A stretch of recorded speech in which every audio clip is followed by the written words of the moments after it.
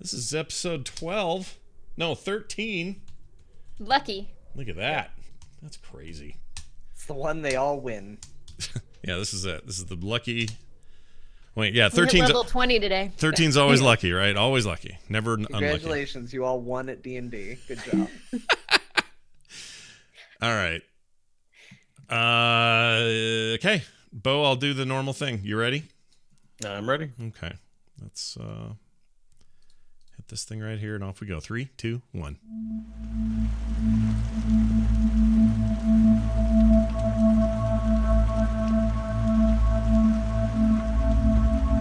Welcome everybody to There Will Be Dungeons, session 13, with Scott, Bo, John, Kristen, and Kyle. We're back at it, everybody, and we're thrilled to be here for a 13th session, which is crazy because I mean it's been 13 weeks, which is just as crazy. I am Scott Johnson, and I'd like to read you the following email. Dear Kristen, Kyle, Scott, Johan, and Kyle. They spelled your name twice and called John Johan. And Bo, spelled it with an O. Better known as Hope, Nash, Stanley, and Varel, and the DM better known as the bus driver on his crazy adventure. I'm not forgetting those crappy yet gut-wrenchingly funny gnomes, Eddie and Chance. Have started playing D&D with my 4-year-old brother. I know, right? And he doesn't get it all. Or he doesn't get it at all. Also in the latest episode, Kick Me As Hard As You Can, as Nash, I would have demonstrated my power by putting either him or that drunk barfing man to sleep, not shooting a firebolt into the sleeping town made of wood. Then I heard you put someone to sleep. From Sam. P.S. I'm sorry if I spelt your names wrong. It's one of my favorite emails of all time. That's really That good. was amazing. Yeah, thanks, man. We appreciate your emails. And if you'd like to send an email in, you just go to frogpants.com/ or no, just go to therewillbedungeons.com. I'm sorry, screwed that up every time. And up on top is a link to send an email. We'd be happy to read them right here on the show. Let's get right to it. Bo Schwartz, DM, Lord of All He Surveys, will fill us in on what happened on the last episode of There Will Be Dungeons. Previously on There Will Be Dungeons. The evening continued with Vorel discovering the pleasantries of staying in a hotel and the mysteries of a human delicacy known as a sandwich. While Hope and Stanley made sweet, sweet love to their respective partners that evening, Sullivan Stump and Talia of Dust Hill. To cap off the night, Nash provoked a non-weapons duel with the jeweler. That agreement didn't last long as beer bottles and acid globules started flying. The jeweler managed to sink 2 little shanks into Nash, but Nash responded with a devastating firebolt and thunder wave, which gave him the upper hand on the jeweler, who fell amidst a pile of table and chairs and was all but defeated. Unfortunately for Nash, a half-ogre bodyguard named Dunk rapped him on the head twice, knocking him out. The next morning, Hope found Nash out cold and face down in the mud in front of the Sapphire, all of his belongings stolen. She helped Nash back to the hotel where she found Bok Bok had returned and was very excited to see everyone. After getting Nash settled in a moo and footies, she went off to work at Owen's garage. Meanwhile, Stanley broke the hard news to Talia that the extent of last night's plan, which included getting her away from the buxom Confederates and making love to her, ended there. He assured her a rescue was forthcoming, but to be patient a little longer. Shortly after, Sullivan swung by to pick up Talia and return her to Madame Wildtongue's pleasure house, and Stanley acquiesced for now. Wow. The men went to the general store and bought proper clothes for Nash, but he still didn't feel right. They went to the foundry and Stanley picked up his finished sword from the Marble Mouth Smith, after which they met up with Hope at the Sapphire. There they found the jeweler to be present and welcoming, even going so far as to admire Nash's grit. He offered a lot of information to the party, telling him that he was aware that Sullivan had likely offered them a deal that is too good to be true, and cautioning them not to get in bed with Sullivan. The jeweler explained that Dust Hill, which was perhaps once a sanctuary beyond the Dead Fingers and hidden from the larger world, is now a known target for the principal's Toyota Host raiders, and that the principal's men had learned of Dust Hill from a tall man and his gnome friend several months ago. Meaning, the goblin attack on Dust Hill would assuredly not be the last. The jeweler offered the party a peace offering, returning to Nash's cloak and staff, and introducing Bok Bok to Gitert, his goblin lady of pleasures, and suggesting that Slavetown was once a place called Pristine, and that those among its population would still fight for freedom, citing such groups as the Laborers' Accord and the Liberators, and that he himself, a man willing to roll up his sleeves and get his hands dirty in a myriad of ways, drew the line at slavery. The jeweler says he doesn't yet know who Catherine Speckles is, but has asked our friends to search for his associate, Timber McClelland, who owed him some debts and potentially had relevant information, but has not been seen for a week. Whoa. Is that where it leaves us? Mm-hmm. Okay, well then we gotta do this then.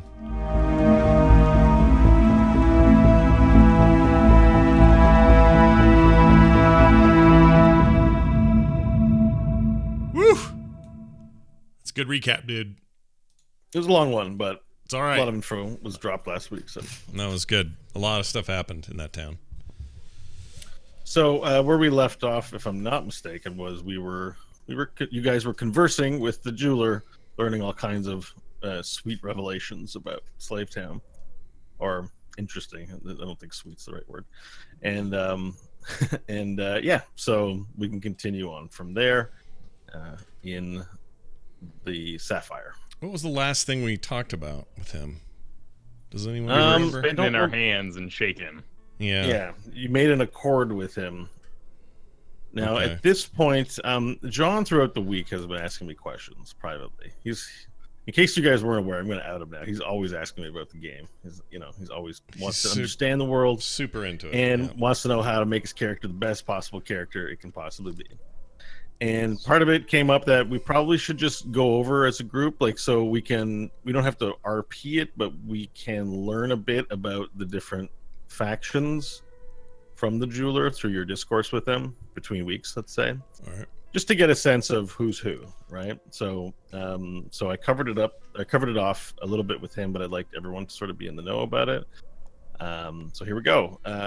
So the town, Slave Town, used to be known as a town called Pristine, and it used to have various companies who would be responsible for different things, in particular mining from the mines and foraging resources from the farms in the salivating fields. Okay. So there used to be various companies who would do this. One of them being Oilbeard, the Oilbeard family. So at some point within the last 10 to 20 years, the Oilbeards had made most of the companies would trade with agents or folks from a place called the Principal City, but the Oilbeards had made a pact with the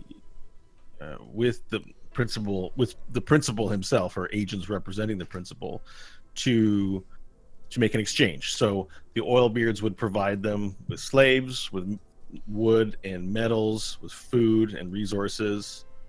In exchange, the Oilbeards would get into the slavery business, which was not a thing prior to this deal. There were no slaves in Slave Town. It was pristine. And would also allow the principal to, gain, and I'm not sure what correct terminology is, but basically make it a sovereign city, a town under the principal's rule. So they changed the name to Slave Town. They sent in the magistrate. The Toyota Host and the Kuromukishi now sort of are involved in protecting it because it's considered principal's lands and their law is there. Okay. But because it's a frontier town, the townsfolk still sort of operate under a previous regime. They have their sheriff, and people tend to just self-govern, and the principal's interests are really only relegated to providing the resources. So the Toyota Host in this scenario would be sort of the general army for the principal. So from savages and slaves who come up to prominence are allowed to gain glory being a sand rider.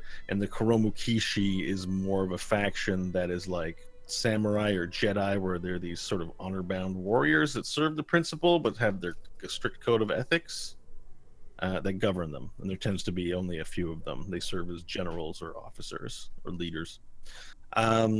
Finally, so I think that sort of covers a little bit of the background of the history. So, there are independent business owners like Celavis, like the jeweler, like the foundry guy, who either self-govern or might throw their hat in with a particular side in this conflict. But generally speaking, the principal and the magistrate, his eyes and ears in the town, have a firm grip on running it. Okay. Yeah. So you would learn this through your conversation with the jeweler, and of course the jeweler is not very happy about this arrangement because as a result, there's no more. The Oilbeards own everything now, and so there's no room for anyone to make any money or to do anything. And if the principal's men decide they want something of yours, they can just take it. Okay. So yeah. Okay. So I have one yeah, other any out questions? out of character question. Yeah.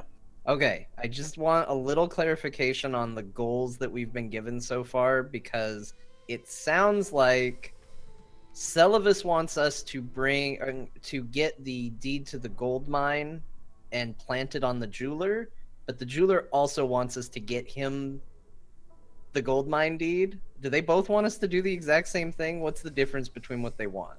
Do we know? Well, he does. They both want it. I think at the end of the day, that makes sense to say Okay. in an abstract sense, but the purposes are very different. Celavis is self-interested in securing more power in his particular domain.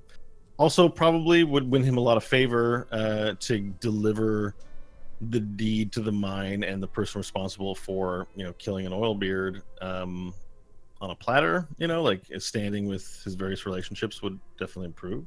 So Celavis wants us to bring it to him ultimately. He doesn't want us Yes, to give it but to the jeweler. he's a little more focused on making sure the jeweler is tried and killed. Okay. Right. So he's in your conversations, various interactions, both Nash and Hope in particular, less Nash and Vorel because they haven't really talked to him too extensively, is that the jeweler is an enemy and the jeweler must die. So from the perspective of the jeweler, his motivations are unclear to you exactly. You know what he said, but you can tell he's a clever person. He would definitely want the deed.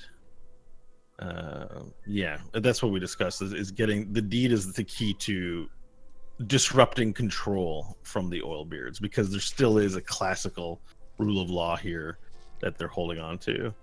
That being said, maybe it's all for naught if the might of the principal's men decide to just make it so that they own the chopper mine just because they say they can. But that's where we're at right now.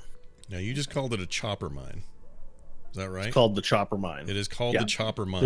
There's two mines. There's the black mine, which is the mine that's been in operation for decades that they all talk about. There's a new mining concern that's said to have rare and precious metals called the chopper mine, which hasn't begun. And so there's this deed for a new mine.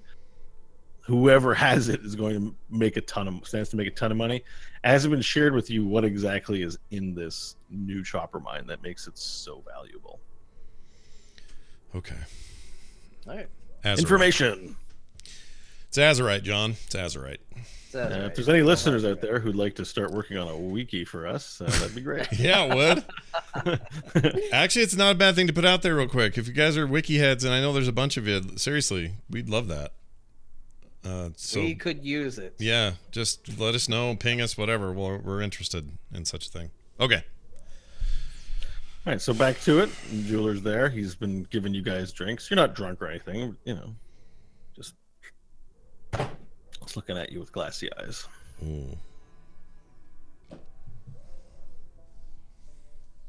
John, Jula. Yeah, John, just talk to him. I had a question for you. Yes. The ladies down below, are they voluntary or do you own them? Oh, you mean the girls that work here? Yeah. There's no down below. But I thought in we the were back, upstairs. yeah. been a No, you're at the bar. Okay. Sorry. You're at the bar, sitting Triggers there on the other side of the bar, listening to the conversation. Donk is over by the door in the back, and the ladies are coming. Bok and Geetout, when they started going at it in the middle of the floor, and you shooed them away. I believe the jeweler said no one wants to see your dick. Made them go into the back. So the jeweler says, no, we don't have slaves here. Everyone that works here is someone that works hard to earn their money. So my girls, they can stop working whenever they want in theory, although there isn't much work in the way of work in this town, and that pays this kind of money. Do they work till morning? Will Bok Bok meet me at the hotel? I mean, I don't. How much did you guys paid me? What did you guys pay me? Well, they'll probably be done in a few 3 gold minutes. pieces. I mean, nobody stays all night. That's just a myth. Oh, okay. Yeah, I'm sure we'll see Bok Bok, your friend Bok Bok, soon. Gita, she's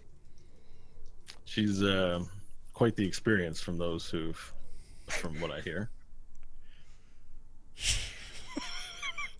So is the monkey we brought with us. Don't worry.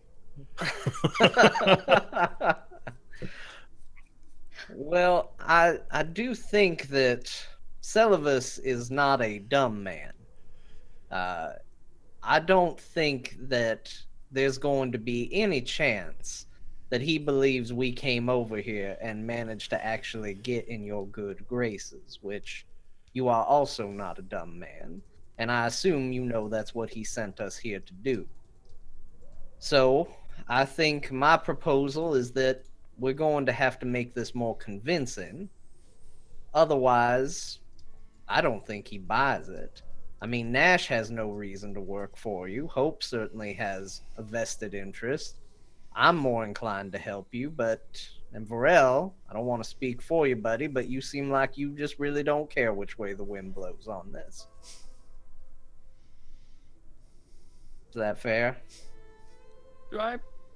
I would say the most dangerous thing about this meeting here is that we were all seen shaking of the hands, which could mean Stump across the street gets a little jealous, perhaps.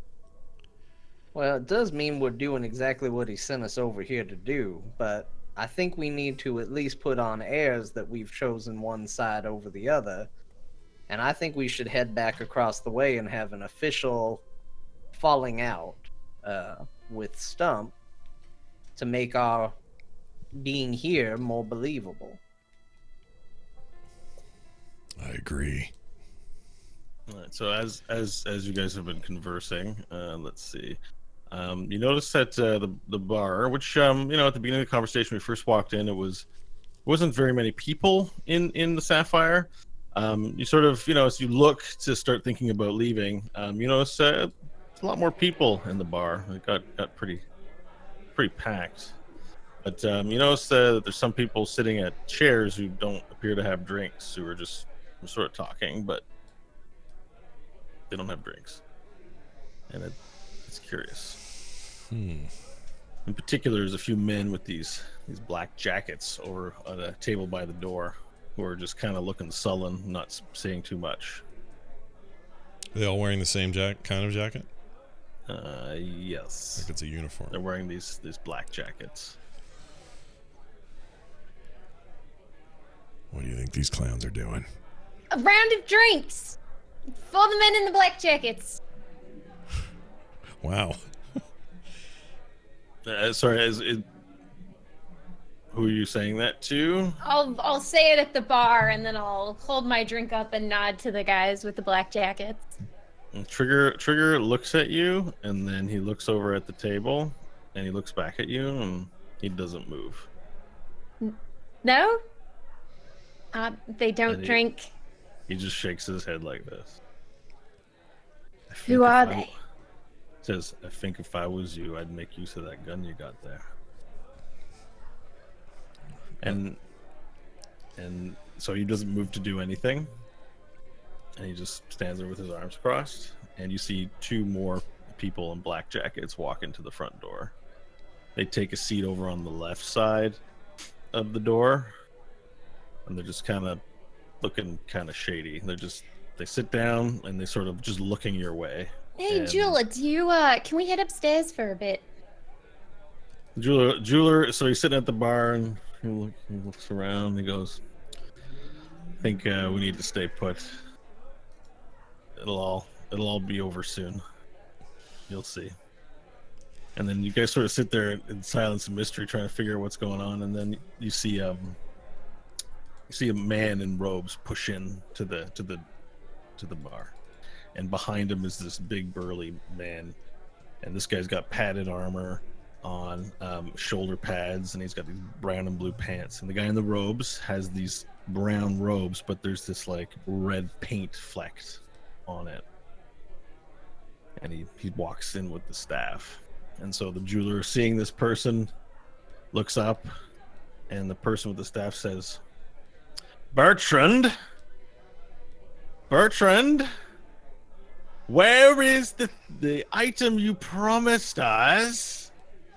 The jeweler gets up and sort of walks all, tough guy-ish, and says, I'm sorry, I wasn't able to get it. I'm gonna need some more time.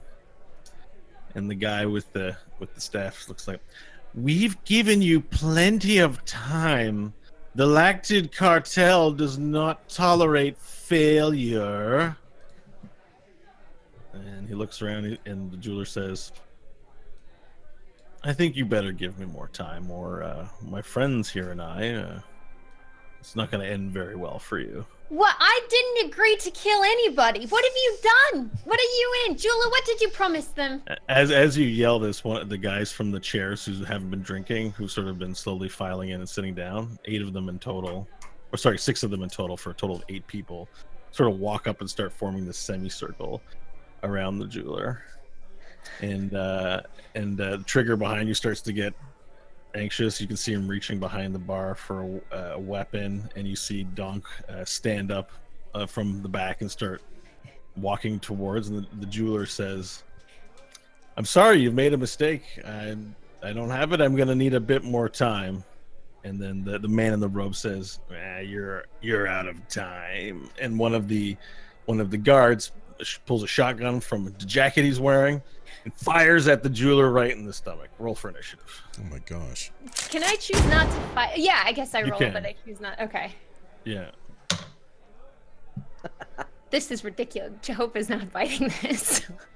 6. 6. 2. 2 for Hope. 9 6 for Stanley.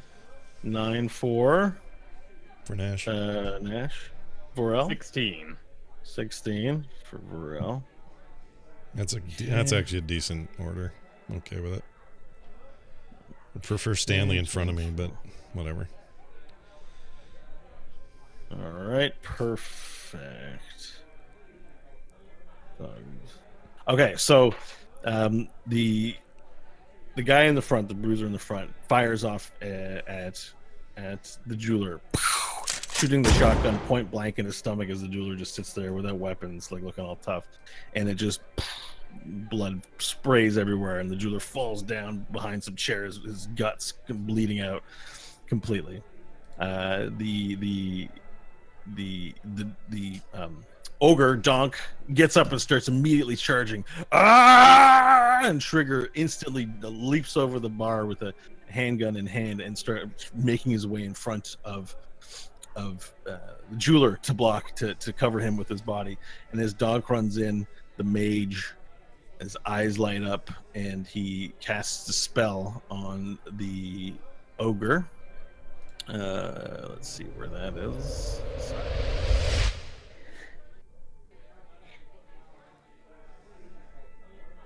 Okay, so I'm just getting that information. All right, so he casts a spell at the ogre as it charges at him. Okay, and okay, and he becomes the ogre starts running. He's like, "Oh no, no, no!" And the spell casts out at him, and the ogre just and he can't move. Like the ogre's like frozen in place, and Trigger runs up in front of him. Then there's 2 guys in the back with guns, and they start shooting at the ogre, just firing at him. Bullets are piercing his skin. He takes a bunch of damage. You see like just shots fired at him. All right, and now Varel, it's your turn. All right, I will. Are we at round table or a square table? You're at the bar currently on right. the left side. I can, at least if we're not going to use Rule 20, I can at least give you the layout of the place. So maybe I should do that. Here, I want to draw that. Where's my stuff? That might give you a sense of what things look like. But there's a bar to the left-hand side where you guys would have started. Yeah. Oh wow, cool. Nice. So All the right, front then door area would be towards the top. Yeah. cool. Then what I'll do is I will roll kind of back off the chair, grab that triangular table, and throw it up as a sort of shield to all the bullets and stuff that's flying by the front door. Okay. All right, perfect. So you've given yourself cover, essentially. Exactly. Okay, so that would constitute your action and your move, I think, for the most part. So you've gotten down, you've hunkered down behind the table. Yep, with sort of the body language of everyone in, plenty of room behind the table. Okay, perfect. All right, next up, Nash. Okay. The bar in your layout here, the bar is upper left, right? And stairs are on the other side. Just make sure the stairs aren't supposed to be a bar. Okay. Yeah. Yeah, those are stairs. And we're facing down if we're looking. You're facing up. Up is the road is where you can see up to the north there on the map. Okay, got it. The back is where Buck and Gita are getting it on. Right. All right. How many men are there in front of me? There are 8. 8. There's 3 guys with look like bruisery types. Mm-hmm. One of them's got a shotgun. The other 2 have melee weapons. There is 2 like ranged artillery type dudes who have assault rifles. There's a large burly bodyguard looking dude standing next to the mage, who's currently casting hold person on the ogre running towards the mage. Okay. And if I interrupt that mage, does that let Dunk or Gonk or whatever his name is loose? So hold person is a concentration spell, so he's held as long as concentrated. Taking damage cancels concentration. All right, I would like to fire bolt Grandpa over there. Okay. And do you want to try using your newly minted sorcery points? Yeah, I would, because if I can split that between him and his bodyguard, that would be cool. Yeah, so you can fire 2. Yeah. 2 of them then. I like that. All right. So I need to see if we hit first, right? That's right. 12. Okay. Let me get the stat block. Sorry. Fine. And you're gonna hit the bodyguard with the other one? Is that the? Yeah, secondary. But I don't roll twice. I still just roll the once, right? You roll twice. It's you 2 do roll attacks. twice. Okay. Yeah. Okay, second one's 15, so 12 and 15. All right, so you don't hit the mage, but you do hit the second one hits the bodyguard. Okay. So you can roll for damage on that one. All right, so let's see what we got here.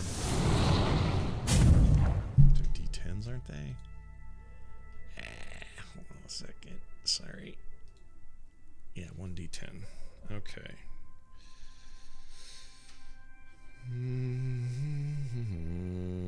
I hit him for 10. Okay. A natural 10. Yes. All right, sorry, just a second here while I figure out whose stat sheet belongs to who. Okay, that makes sense. All right, 10 damage. So you fire one firebolt, they spin out, and they sort of close in this crescent on them. One misses the mage, the other one hits the bodyguard square in the chest. Oh, and he takes like this critical hit that sort of staggers him down a bit. And so you hit him, and he's been nailed with the firebolt. Do you want to move anywhere after this? Yes, I'd like to duck behind the nearest chair or table just to provide a little bit of. Okay, perfect. Little hiding there. Okay, so will you hit at Varel's or another? Is there another place? Well, Varel's. I'll shack up next to. Yeah, Okay. cuddling close. Yeah, I'd like to do that. That makes sense. All right, Stanley, your turn. All right, I'm going to move over and lean over the jeweler, Mm-hmm. and I'm going to say to him, I can help you right now, but what I requested for Talia happens tonight. Deal. What does he say? Does he know what you requested? Yeah, I asked him. He told us he would kidnap her. And he looks up at you. He says, "Get them! Get those mother! Go do it! Kill them! Yes!" He seems to be agreement. Me asking that, was that considered an action? He's on the ground. Yes, it is. Okay, then as a bonus action, I'm going to throw my sword behind me Yeah. and yell, parlay, and send the sword 30... Is the mage within 30 feet? The mage is within 30 feet. And send the sword into the mage. Wait, you throw it behind you, but then... Oh, because you're facing the other way. You're talking down to the jeweler. He's on the ground, Reservoir Dog style, with his stomach bleeding. Just, he's just like, Yeah. So All right, wait, cool. So you send your sword flying into the air, as if like it has a mind of its own. It starts bobbing and weaving through the space, and you send it to attack towards the mage. All right, so you can do an attack as a bonus action, right? Yes. Cool. That is going to be 17 to hit. Okay, it's a hit. He doesn't have to do disadvantage because it's behind him and he's not looking. I mean, not that is 11 I damage guess not. No. Okay. He just had 11 damage. to the mage. Oh my god, that's a ouch. Okay, perfect. So the sword flies through the air. You do it all cool like style. You get like parlay, and the sword flies in and it sort of loops and just stabs him. There's like as it comes out, you see this like dipped in blood on the tip, and you see that hits the mage. Concentration breaks, and Donk gets into a rage. All right, your turn. Hope. I'm gonna mutter to myself, "This is stupid. And then I'm gonna crawl my belly across the bar top and flip myself. So I'm just sitting there behind the bar on the ground, finishing my drink. Oh. I You're love just it. sitting at the bar. Bullets whizzing, people yelling. Yeah, and so you're I'm just gonna like, pull myself across the bar top and then drop down behind the bar. Oh, drop down behind Sit the there bar. on the ground and just keep drinking. All right, interesting. That's awesome. Cool. All right, so then the mage turns around, seeing the new layout of the battlefield. Let's see here. He's going to cast.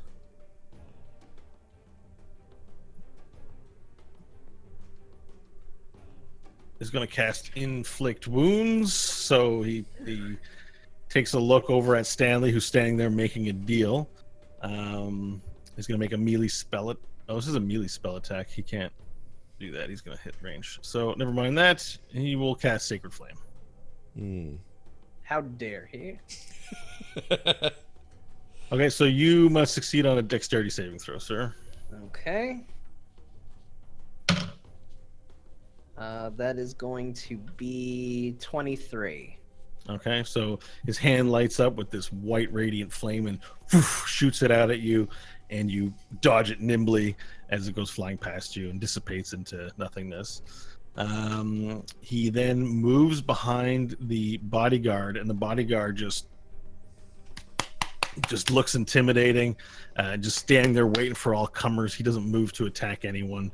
He's ready to fight whoever. You can see he's in a protection posture of this mage, so that if anyone comes close, he will just rip their heads off. So he just stands there looking intent.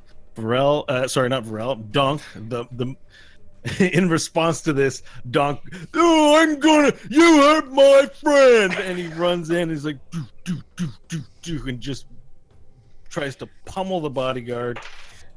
He misses, and then his friend Trigger starts picking up the jeweler by the shoulders and starts dragging him towards the stairwell to get him to safety. And there's a giant lake of blood following as the jeweler and Trigger move towards the stairwell on the right side. Varel, it's your turn. Okay, well, I'm there with Nash. Turn to Nash. Did he just say give up and then attack the guy? What's going on? I'm just as confused as you. I don't know what's going on. I think we fight. If someone's fighting, we fight. Around the table, then, as I guess the second non-move into an action talk. Stanley, are we fighting? We're fighting. Why? Because they're shooting at us. Not very well. We'll sort it out later. I will end there and continue to observe. Okay, perfect.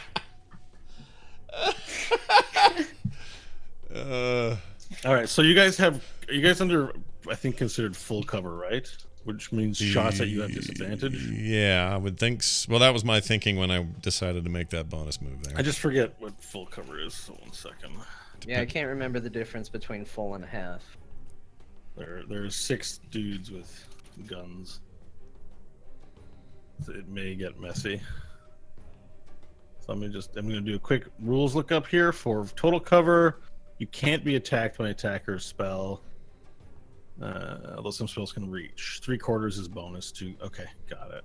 All right, so you guys are behind full cover. The 3 of you.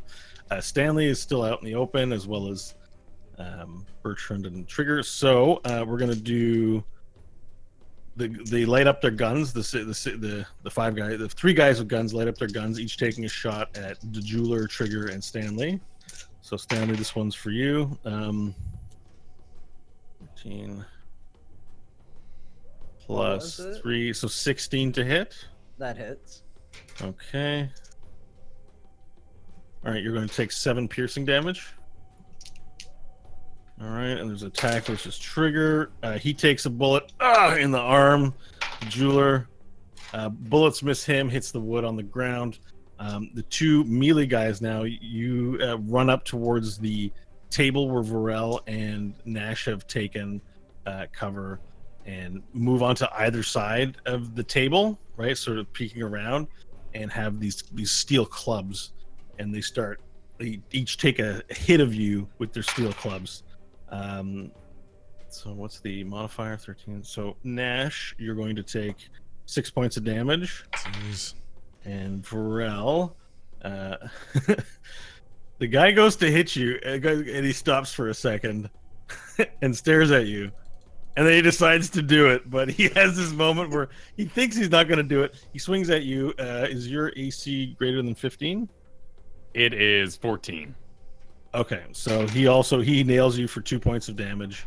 Cool. He just wraps you on the head, and he kind of looks at you like, did I get him? Is it okay? It doesn't look very, he looks a little scared. Now that's the 3 guys. So, Varel, it's your turn. Oh wait, you already had your turn. Yeah. Nash. Oh, he's still observing. Yeah. Yeah. All right. So they are in. So you're ducked behind this table, and on either side, 2 guys have come around and swung steel bats at you. Yeah. And you've been hit you got knocked in the noggin real hard. One of your warts burst in the process. Yeah. And Nash also got wrapped on the head on the left, but Nash's body didn't flinch or move, so you think he's okay. Or Vorel's body didn't move. So Yeah, he took his 2 damage with stride. Okay, but this is a weird position. So so we've got a guy on the left, guy on the right. Yeah, they just charged your table and it was just hitting you with melee weapons. All right, the one closest to me, I'm gonna put to sleep. I'd like to try. Okay, now keep in mind the way sleep works. Okay, just so we have the mechanics correctly, is you roll a number of hit dice, right? Mm-hmm. 5d8, Mm-hmm.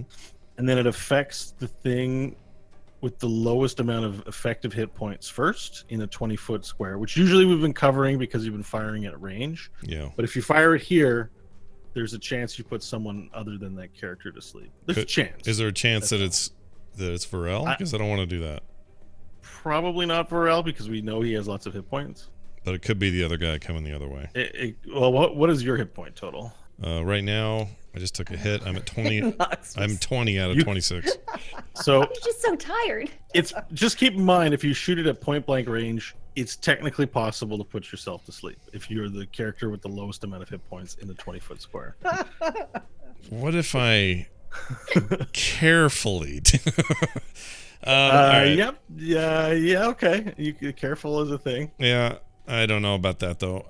Okay. Yeah, if it's, I didn't realize point blank gave me that risk. Now it's just you don't know their hit points. It's possible the enemy has lower hit points, and that my point is moot. I'm just trying to present you with the risks. Yeah, no, it's important to know. I do not want to be asleep for this. I'll never live it down.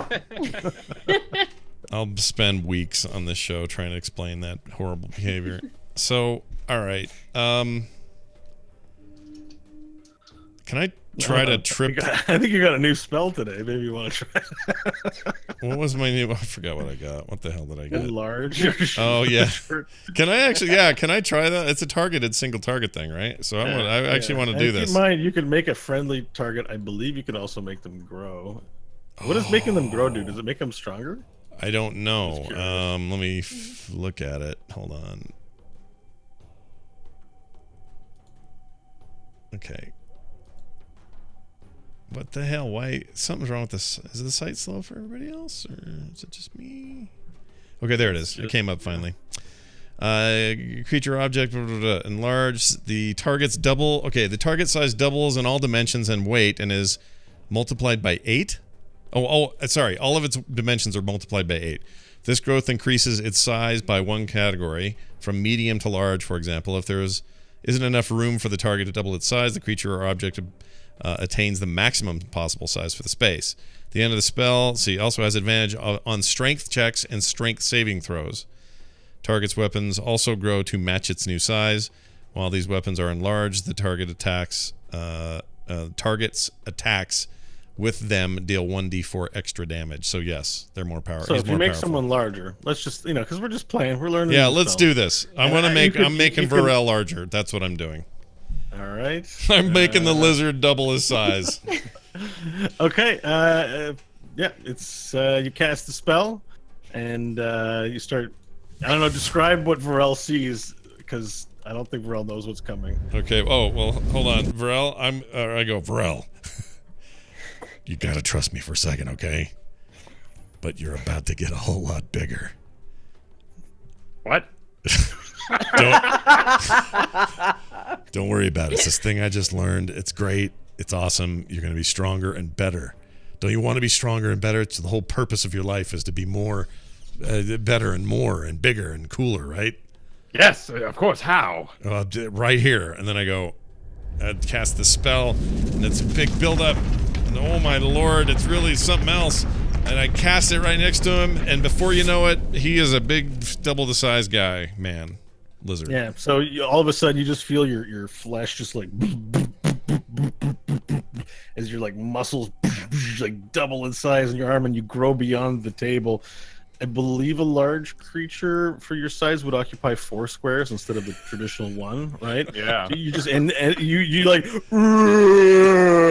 there's this big shadow, and the eyes of all the attacking men just like there's like what you're like your head hits the roof and makes a crack in it, and you're just like you're super huge and jacked. And as a result, everyone is scared. Okay, Stanley, it's your turn. Nash, also the table you were hiding behind, that's gone. It was destroyed in the enlarging. Do I have any get the hell so out of you don't there? have any cover, so if you wanted to move somewhere, now's your chance. All right, I want to move to the next available full cover if possible, if I have the distance. Probably either the bar where Hope is or a table a little farther south. All right, I'm going to hop over to where Hope is. I'm going to sit down next to her where she's basically Julian somehow kept her drink safe after all this. I'm going to sit down next to her, and I'm going to look at her, and I'm going to wink with my one good eye, and there's a very slight smile on my face. Cool. All right, Stanley, it's your turn. There's a giant so it's 8 times his size. So his height is normally 7 feet. It's but doubles in all dimensions, so it's now 14 feet. It's now 14 feet. Sweet. Yeah, he is a beast. So your head's scraping against the top. He's in rage boss level, basically. Your tail is like knocking over tables. So Stanley, you just see there's this giant lizard monster in the middle of the bar. He's not screaming or yelling because we'll let Kyle RP it, but he's just large. It's an impressive sight. It's 3 times your height. This has gotten exciting. Yeah, he doesn't count as cover now, right? Varel himself, I mean. No. Okay. All right. All right, first thing I'm going to do on my turn is bonus action, give a little gesture, and kind of and send the sword after the mage and attack him again. Was your instruction? Yeah. how it chases. It's cute. All right. So he attacks the mage. Roll an attack dice to hit the mage. That is 20, not natural. Okay, and roll your damage dice. That is 5. Okay, so the sword goes just like it tries to poke it again and it misses. That's your bonus action. So you Wait a still have minute, an it action. missed him? Oh, you rolled 5 damage. I thought that was your attack roll. Oh, no. All right. the sword rolled around, is like shunk shunk, and it sinks itself again in his back, and he's like, ah! And this mage is clearly frustrated by this cheating weapon that you have. It just sinks itself in again. He's tapping on the shoulder of the bodyguard to like protect him from the sword as he tries to maneuver around the bodyguard and get safe from your crazy ass sword. You have an action remaining and a move. Yes. So then, because he just looks too cool for school, I'm going to pull out the megaphone, aim it at the bodyguard.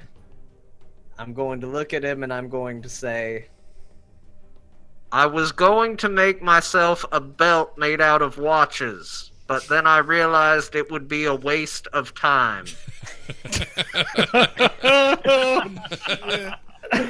And cast hideous laughter on him.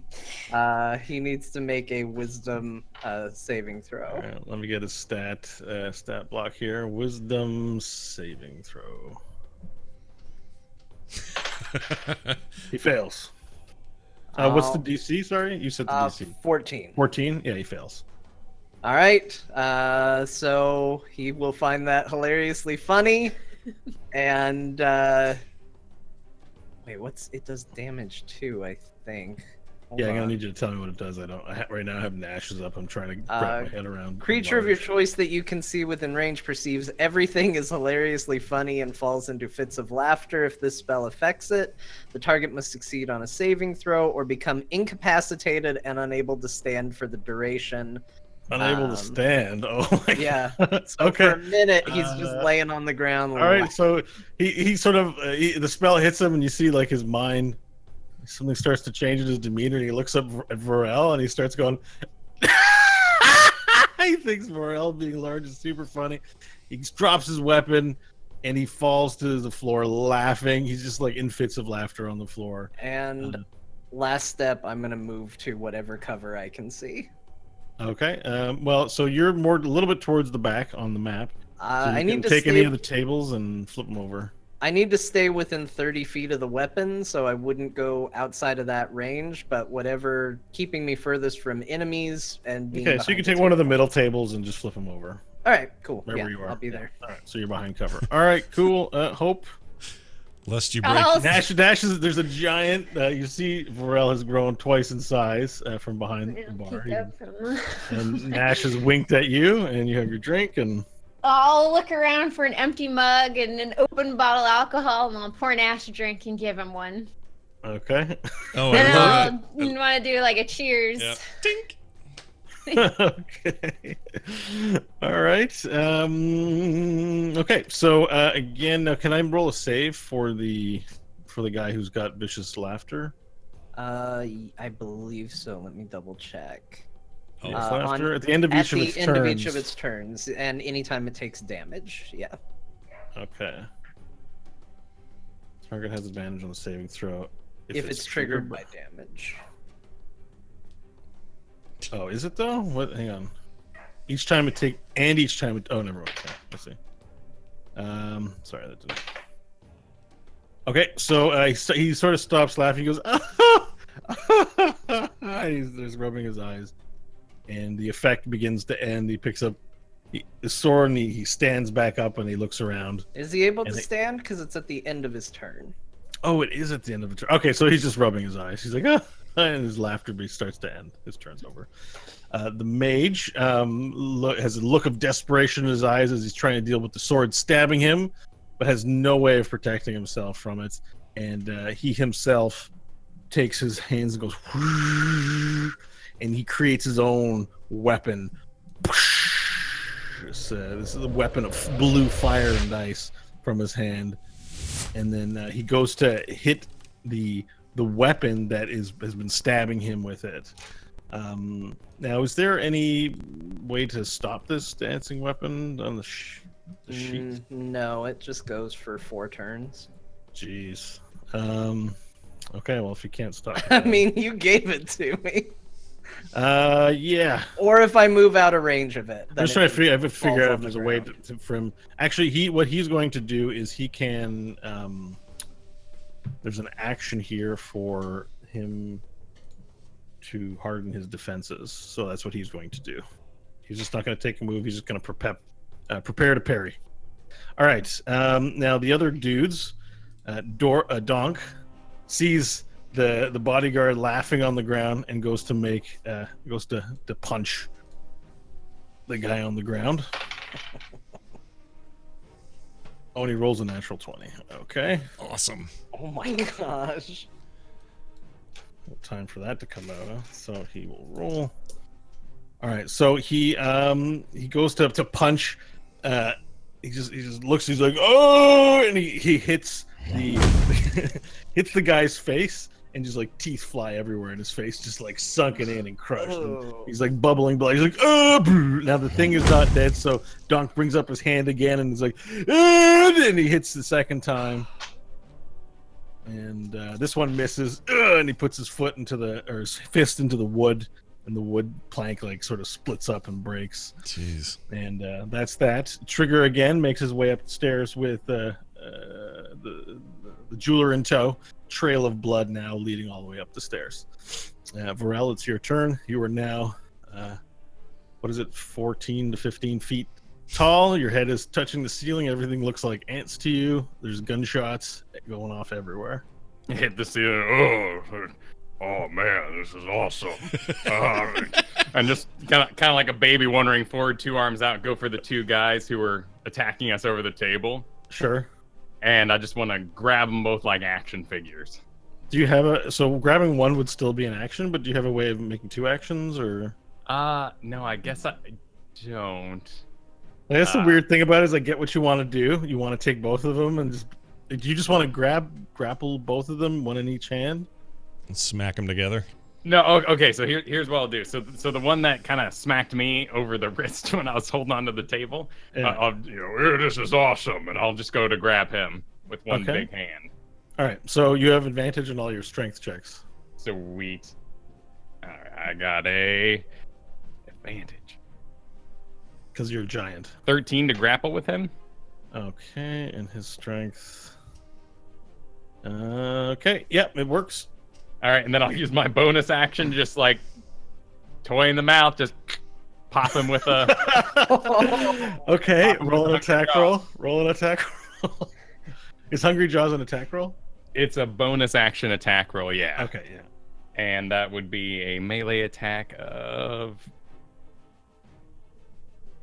So 13 to just stick him in my mouth. Okay, it hits. Now, keep in mind, you also get to roll an extra 1d4 of damage because of Enlarge.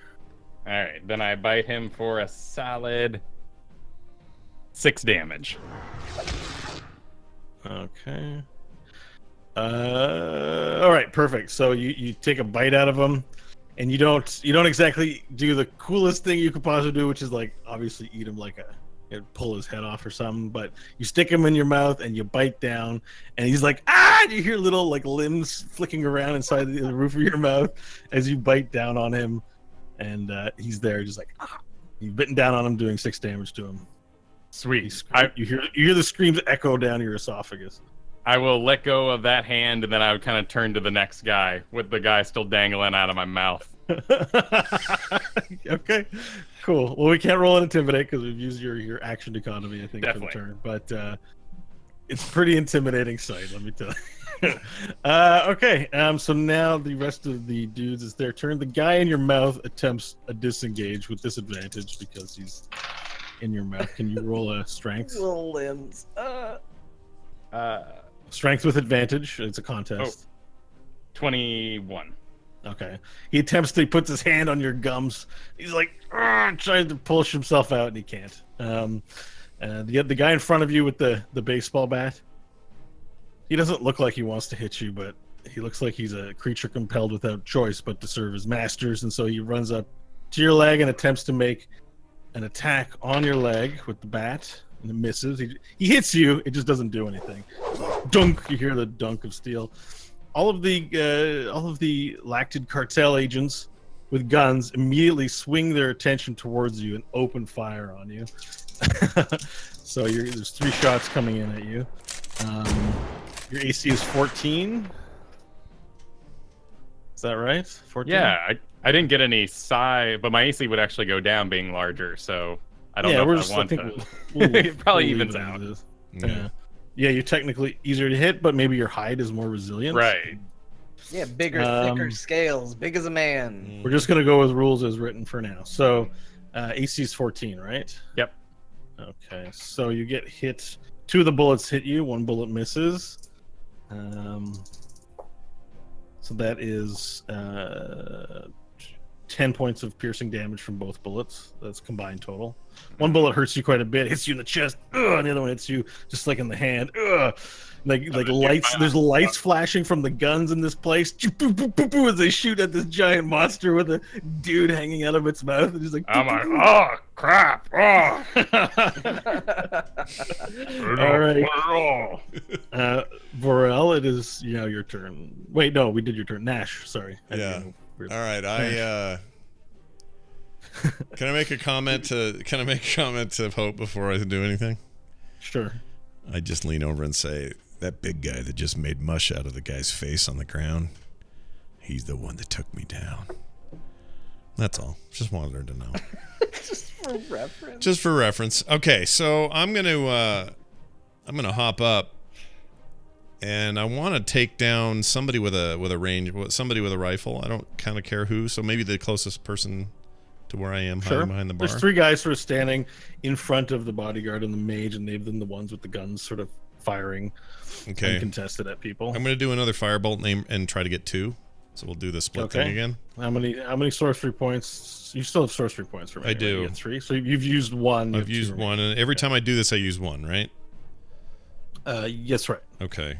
You get them back at a long rest, so right. That's just seems like the right fight for this. So I mean, it's a tough encounter. You're outnumbered. It's 8 versus 4, pretty much. Although you got donk, so 8 versus 5. Oh wow, double 11s. Well, we have some non-participants as well.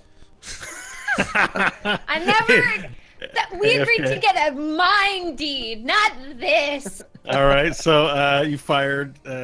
You rolled 11 twice. Yeah, 2 11s. 2 range guys. Okay, it's 2 hits. Oh, good. All right. So that goes. Roll 2 sets of damage dice. You have to do the twice. Right. Hold on. 10s, right? Yeah. Mm-hmm. 10 and 1. So sorry, 11 is my total. Well, I guess it wouldn't be total because it's per just guy. 2 separate targets. So you hit two of them. One of them, the firebolt shoots into their helmet and sets underneath one of their helmets that one of the guys is wearing, and just take it off. Oh, he's just like, his face is burnt. The other one just grazed. The firebolt just swings around the bar and just grazes a guy in the arm. Okay. But you've done damage to them with the firebolts. Is there anything else that you'd like to do? No. Look at you not missing and enjoying. Yeah, I'm enjoying some good hits. Firebolts. I'm gonna sit down. I'm gonna crouch back down to get full coverage again. Okay. That was like a pop up, bam, get down. Yeah, Stanley, your turn. All right, I'm going to once again gesture towards the rapier, give a little, and that's the best I could come up with. I like it. It's great. It's perfect. Whistling would be cool, but then I realized I was just the guy from Guardians of the Galaxy. Why don't you wiggle your nose like Samantha on Bewitched? Just look at that'd be pretty good too. Yeah. I can't actually do it though, so yeah. We'll stick with this. However, I'm gonna make it hover over the bodyguard and just drop straight down on him. Okay. So he is prone, but not unconscious. So it's not a coup de grace style. Okay, go ahead and do your thing. Is there any advantage or anything like that with a melee on a prone? I don't remember. I think actually. Well, let me look it up. You know what? 1 week that I don't have my Dungeon Master screen up. I need it the most. This is the time we all need it. Sorry, just 1 second. All good. Because I think it gives disadvantage to range, but I don't remember what it does to melee. Yeah, that sounds right. Prone. They can crawl. They have a disadvantage on attack rolls. On attack rolls against creature have advantage. Yeah, if you're within melee range. It's advantage in melee range. Okay. Otherwise, it's disadvantage. Is this considered melee range? Because it's a melee weapon? Yeah, your sword is within 5 feet. So, yes, it's Right. melee. So, Cool. roll with advantage.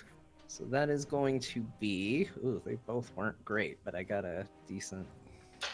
that's a 12 to hit. Okay, on this particular character, that is a miss. Ah, crap. No, that is a hit. Sorry. Oops. You did it. Yay. Roll your damage dice. Sorry. Both advantage rolls were not good. Wrong stat block. That is 8 damage to the guy on the ground. Okay, so the sword hovers above him and drops down onto his face, sinks into his crushed-in face that the ogre did. And the ogre's like, Donk's like, whoa, what? He looks at the sword and looks at the body, and the sword just falls into his head, killing him. And your sword, and then it just pulls itself back out and floats again, all cheery and happy, and a giant squirt of blood comes firing out of the guy's face. Oh, my sword's so good. I love it It's so pretty much. good. It's pretty good. All right. And then I'm going to... I'm going to...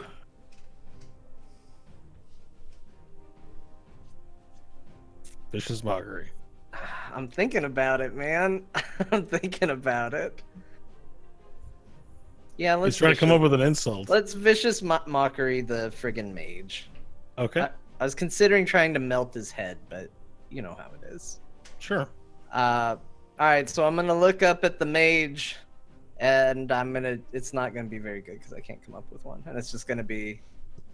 Seems you're without your bodyguard. Let's see how you hold up now. And that's saving wisdom 14 saving throw on him.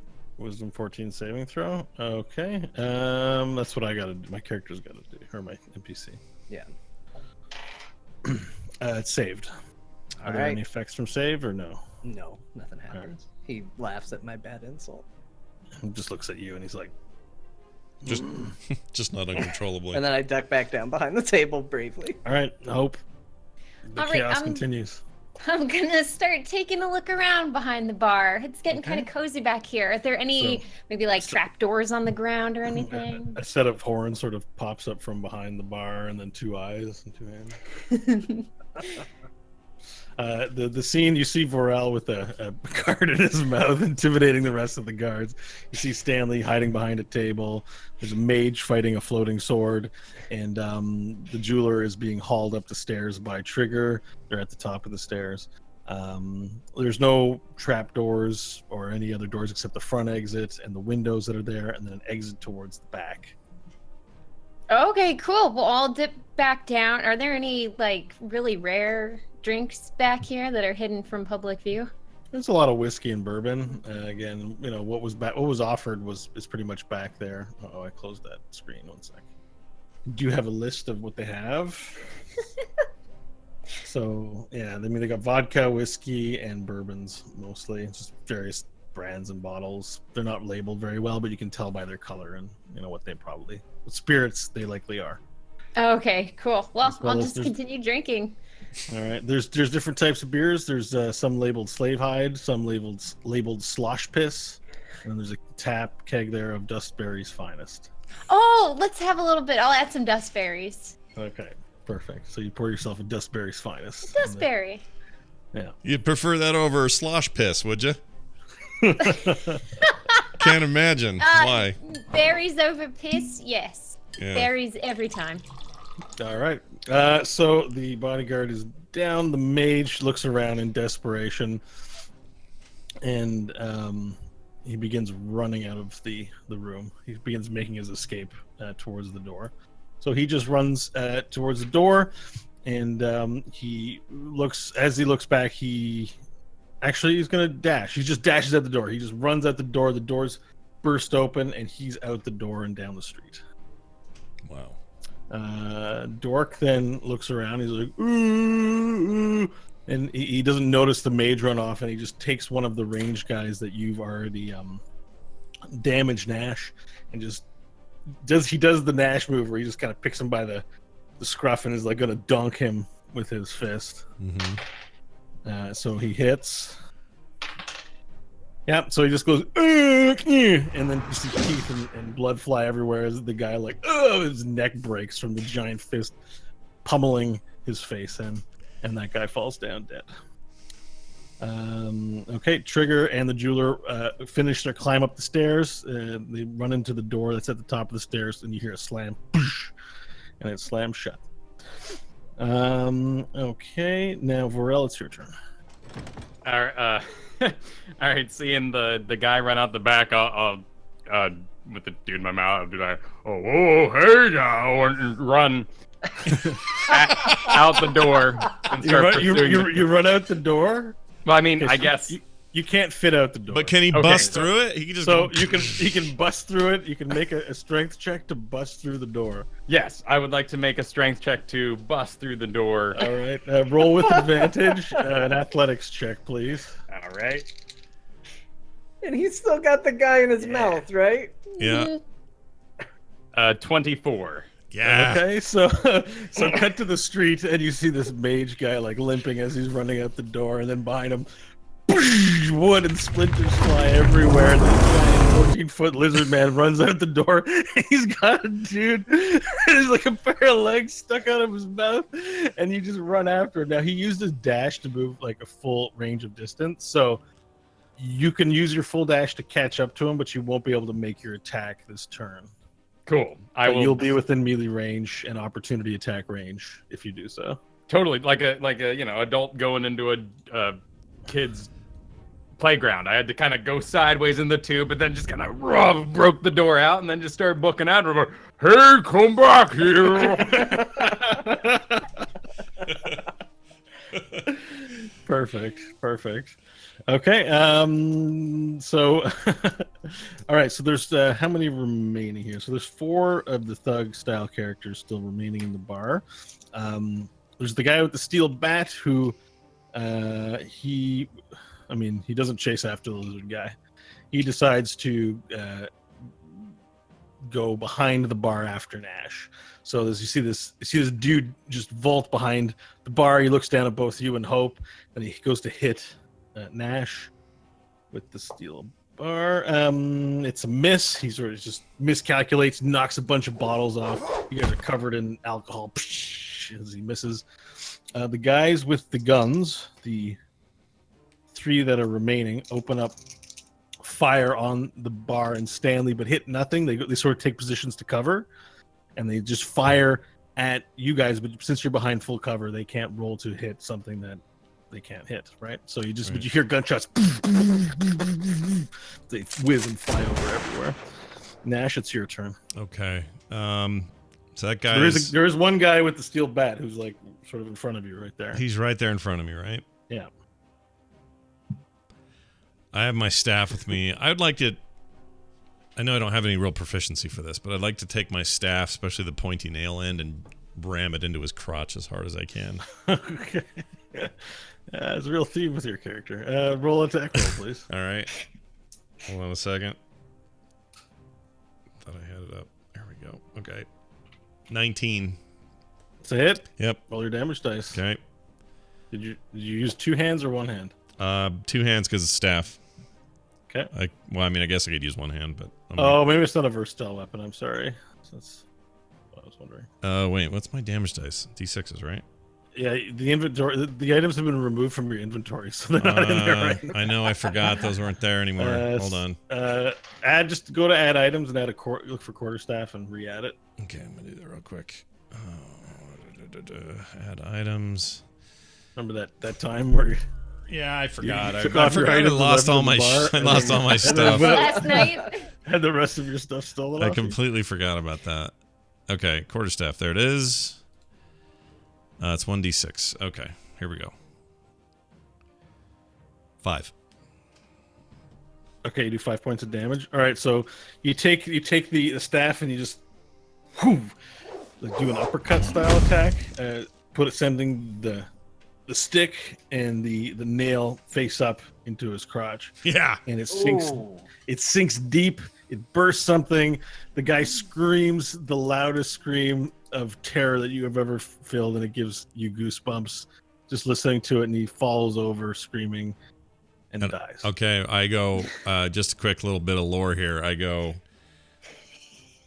look at him. I spit on him. I pull the nail's bloody, and I go, "Welcome to my world," and that's it. All right, Stanley, it's your turn. There's 3 guys with various cover firing, sort of picking the head up, poof, poof, poof, in the bar. The bar has begun to fill with this acrid smoke from gunpowder. It's starting to get difficult to see. All right, I'm gonna do my last little and send the sword after. One of these guys was the guy that just got grazed by the firebolt, right? That's correct. All right, it'll go after whichever one has been hit, Okay. and try to stab him. Are you within Bluetooth range at the moment of your sword? Yes. Hope so. Let's see, what is that? That is That's really 12. funny though. It is like 12 is a hit. Right. That's 7 damage. Okay, so you don't see it very clearly because the smoke is starting to fill up, but you know that the shunk shunk, that the sword has sunk in and found its mark and retracted itself. And I think then- it's not dead. Like Kratos, I lift up my hand as it flies back to me and catch it and drop Okay. back behind the bar. Yeah, so yeah, that's what happens. You catch your weapon, and now you have your sword in hand as you resume back to cover. And I will do that guy. I will, at one of them in general, I guess you can pick which one. I will do Vicious Mockery, and I will just shout out, clearly. Wait, before you start, do you have to have visual range on? You have to have vision on them? Let's see. 60 yes. feet. If Yeah, the so- target can hear you. Oh, then it's only hearing range. They can hear you. Yeah, that's fine. Go ahead. So I will yell out, clearly a good aim ended with your father. And Oh, wow. Wisdom 14 save on one of them. You can pick which one. Okay. It's a hit. So that is it. The one that has been hit, or a different one? Sure, if he's still up, then Yeah, so he's disadvantage, and he takes how much damage? 4 damage. You don't know. You hear a gun drop to the ground, and you see just underneath the cloud of smoke a corpse just like falls to the ground, and you hear these last words: "Fuck you!" It falls to the ground, and dies. Insulted to death. All right. It's like there's blood. There's blood dripping from his ears a little bit, and his nostrils and eyes, and he's like, "Ugh." I will see if I can move a little bit closer to maybe try to get within visual range, or would I have to pass them to get to that point? The smoke is starting to become very thick and acrid. Okay, You you know have what? to be within 5 feet to be visual range at this point. I'm gonna go up the stairs towards where they took the jeweler. Okay, so you start making your way towards the stairs. You sort of part way up the stairs. Okay. Hope, it's your turn. There's now thick, heavy smoke lingering in the air from all the gunfire. Peek up. You peek up again, and you can't see anything. All right, I'll drop back It's down. I'm smoke. like, there are plenty of drinks back here. Why don't you guys put the guns down? Let's talk with the persuasion. 7. Oh, just directed at the two remaining people. Yeah, I'll just scream it out from behind the bar. You hear nothing in response to that. All right. So the mage now is underfoot Varel. He looks up at you. He looks back. He's trying to figure out whether he needs to run or stay and fight for the quickest of seconds. And then he does make an attempt to cast a spell on you. So you need to make a wisdom saving throw at this point. He Right. takes both of his hands, and he looks like the spell is designed to grip you into place. Wisdom 8. You have to get higher to save, right? Okay, so so as you're chasing him down and he's in front of you, you just sort of like you're held in place. You just like you can't move. Some magical forces like holding, restraining you in space in the middle of the town square. As onlookers begin to look and see this giant lizard with a body hanging, the guy's still struggling. He's free to move, except your jaws are locked into his corpse. Or not, he's not his corpse yet, his body.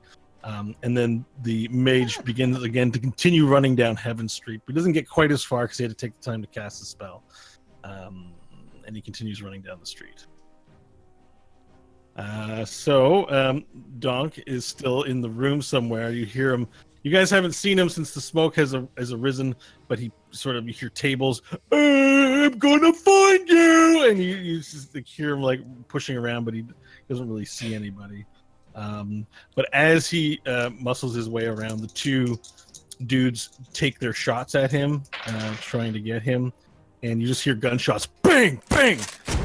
You see light in the smoke, but you can't tell. You think they might have missed because you can hear the impact against the walls in the bar. Vorel, it's your turn. Right. Do I get to make you get to make another savings throw on hold person, I believe, at the start of your turn. The target must succeed on a wisdom throw or be paralyzed for the duration. At the end of its turns, at the end of your turn, you can make a wisdom saving throw.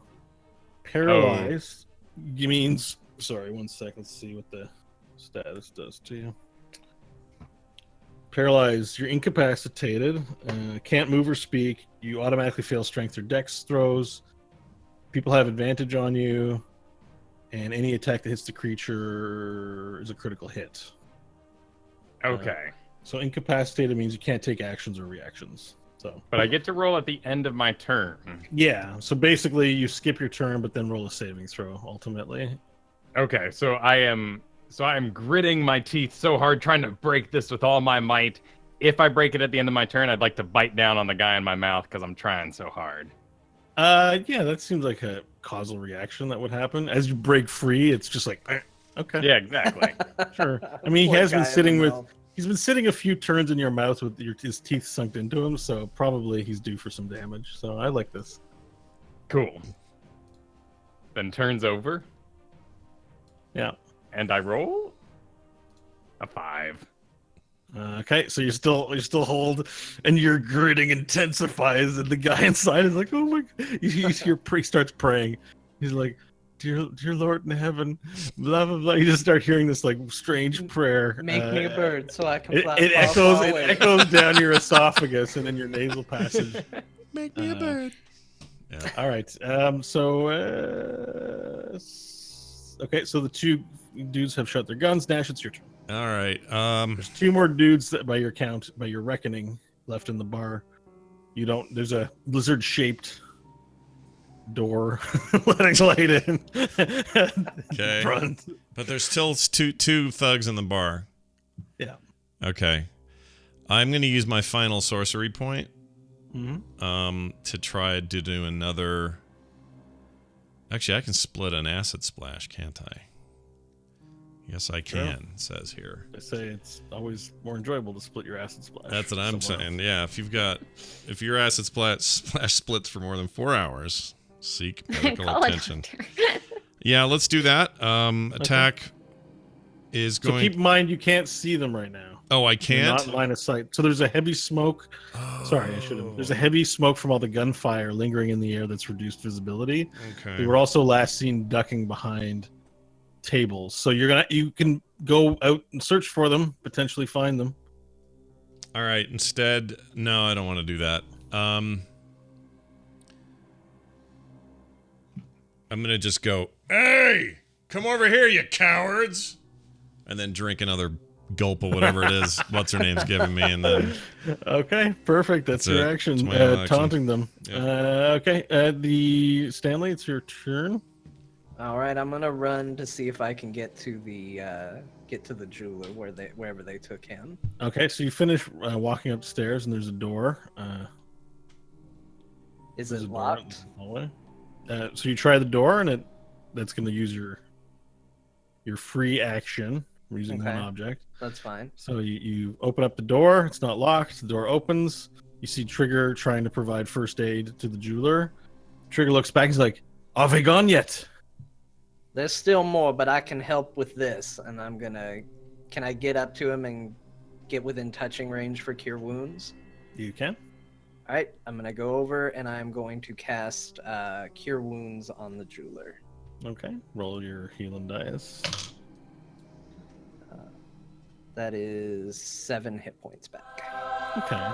As you cast the spell, you see flesh and sinew begin sort of magically repairing itself, and the jeweler is like still in and out of losing consciousness, though he's lost a lot of blood. But for the most part, the wounds seem to be repairing themselves quite handily. And Trigger just looks at you in amazement. He's like, "Wow, what kind of magic is that, brother?" The best kind. That's incredible. I've never seen anything like it. All right, so you've healed him. Hope, it's your turn. All right. Well, I've finished my drink. It was a good one. I've decided I like dusty berries. It's my drink of choice in this town. And what I'll do is I will use my thaumaturgy to create ominous whispers in the back of the room behind where I believe the shooters are. Okay. They'll be little devilish whispers, really creepy. And then once that starts going, I'll move out from the bar opposite where the shooters would be and move to the stairs. Okay. 1 second. So thaumaturgy. This is a racial trait or a class? Yeah, Infernal Legacy. I see. So it's a thaumaturgy cantrip. So I'm just not familiar with. This is the first time I think you've actually gotten around to using it. Yeah. I You've came had it across since the beginning, right? I think so. I think this one I've had since the start, but only with Hellish Rebuke. Thaumaturgy. It's a minor wonder, sign of super. Okay. So you're creating voices. Do the voices say anything in particular? It's all going to be really evil sounding infernal. So nothing I think that they would be able to understand, but it definitely doesn't sound good. I guess what I'm asking is, you're intending to intimidate them? Was this an intimidation check on them? More to distract them so that they're not listening for people moving through the smoke. Gotcha. To cover footsteps. Okay, so there's this loud. You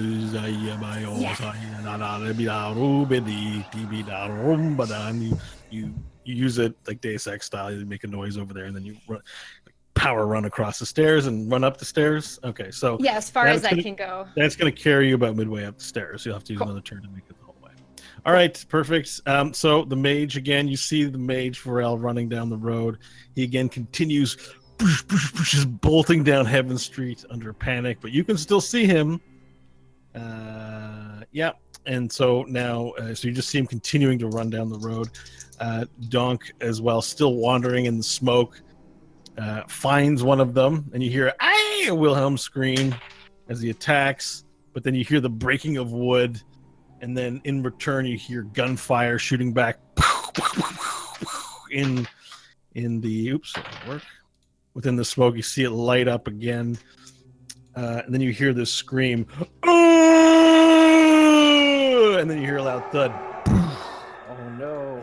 Yeah, and all of a sudden silence as the smoke continues below. All right, Varel, it's your turn. I'm still held. Yeah, so you have to roll a save again. Okay, I will work as hard as I can. Okay, a 15? 15 should set you free. Yeah, it sets you free.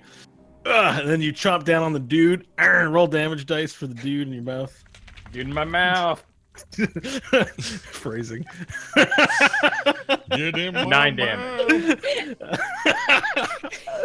9 damage, and all the tension releases as you bite down, and his 2 legs fly out from your mouth with a bloody stream, and you've got this delicious like body inside your mouth, and you just hear There's people screaming bolt from the streets, and the street empties out.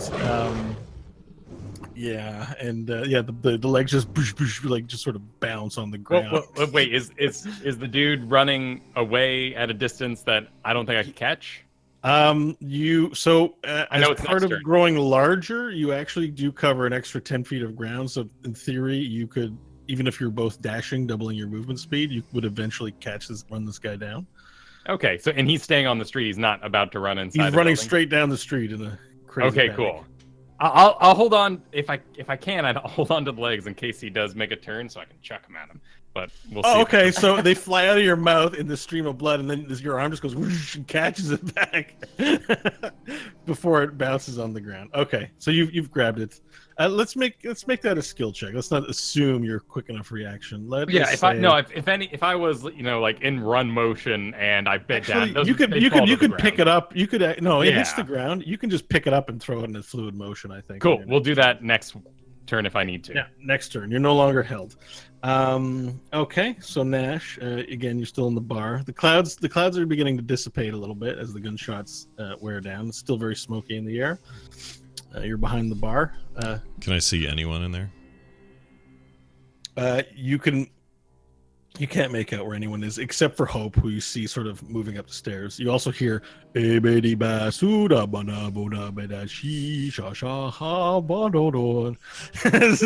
the weird voices Hope has cast in the general area where the two men are hiding. All right. And I say creepy, but I kind of like it. I'm grooving on it.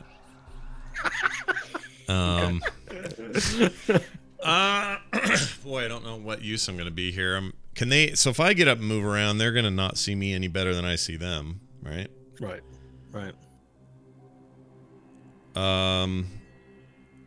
I'd like to try to. I've left you to clean up the last two.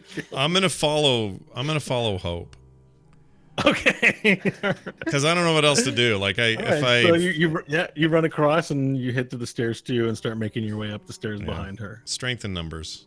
I'm gonna go over there. Okay, perfect. Nash. Even though one of them's super drunk, but I still feel better about hanging out. Stanley, your turn. All right, I'm going to leave. I'm gonna go the opposite direction. Sure. The stairs, does it overlook the bar? Like, would it be considered a high it overlooks vantage point over them? it overlooks the bar, and you'll get a good view of everything down below from the bar, from up top. So I go to the top of the stairs and look down to see if I can make out any of the. You can. So the smoke is rising to the top, so there is, but it's clearer up there. The main area of smoke is in that level, so you do make out two shadows within the. Two shadows of movement within the smoke. All right. Whichever one is the closest to me. Sure. Is it within 60 feet? Yes. I'm going to cast Dissonant Whispers on it. Okay, that's the one that makes them run? Yes. Okay. Unless it melts their brains, which it sometimes does. Right. Wisdom 14 save on him. Thank you. All right, it's a fail. All right. So what was that, 3d6 damage? That's 10 damage to him. Okay, so you cast the spell on the nearest one, and you just hear, and the guy just bolts out the door, but as he bolts out the door, he trips and falls, and you hear his head just starts to he's just like as he runs out the door, and you just hear and you hear screaming outside, and then you hear the thud, but you don't see the head melting, but you have a strong sense that you've this spell does that sometimes. It's quite a thing. All right. And if I'm right at the top of the stairs, can I just duck back in out of view? So there's a banister. It gives you +2 AC, like half cover. Yeah, we'll do that. I'll just duck in. Cool. Hope, your turn. All right, I'll finish climbing the stairs, and I'm able to walk into. Correct? Is that? Yeah, you can walk into the jeweler's office. All right, I'll walk in, I'll look at Trigger, look down at the guy. So you mind telling us who those gentlemen were? And so the jeweler is out of conscious. He's not conscious. So he's just very like, he may, and the trigger's just like, they're associates of my boss Bertrand. No, who are they and what did they want? I They're- don't want lies. They're the Lactid Cartel. They come from Principal City. They're an organization that seeks to have a foothold here, but we won't do business with them. No, it sounded like you already did business with them. You just couldn't. If conclude Bertrand what made a the deal with him, it's got nothing to do with me, sister. All right, so he didn't tell you what he wanted. I don't know what this is about. We're on the same boat. We'll ask him when he gets better. All right, I'll thank you for being honest, and then I'll start looking around Bertrand's room. Okay, so Bertrand's office, there's books in here, but it's very plain. Okay. There's a cupboard with clothes in it, and there's a desk at the center of the room. Towards the right, there's a curtain and what looks like to be maybe a bed chamber area back there. Cool, I'll start rifling through the desk. Okay, and so Trigger's like, what are you doing, sister? That's not your desk. No, but maybe it's got some clues as to what's going on. And since Mr. I make deals with Principal City is out, maybe we can find out what it is. Okay, and he continues tending to the jeweler as you do this, and you open up and you see lots of different, there's papers, there's a Bible in there, there's mainly they look like accounting records for the bar that you find in there, and also just there's like a little note to someone that looks like a personal letter. There's nothing incriminating or ownership related in there. Okay. As you rifle through during this turn. Okay, so we're gonna get back to the mage. The mage again, bolting down the road. He's a solid 120 feet from you now. Vorel, it's now your turn. He's like, as he's bolting, he's like looking back as he keeps looking back. Okay. So, I see. Oh, walking, speed, burrowing, climbing. So my speed is 30, now 40 with my size, but that says walking. What's my book at speed? Well, you can dash on a turn for double, so 80, but that means you can't take an action. Yeah, do it. Yes. So dude falls to the ground and just, I'm coming! It's like boom, boom, boom, boom, boom. The ground shakes and you rifle down the road and you close that distance between them like crazy. All right, so you close 80 feet. You're now within 40 feet of one another. We'll see what happens on the next turn unless you have a bonus action that can help you here. No, that'd be it.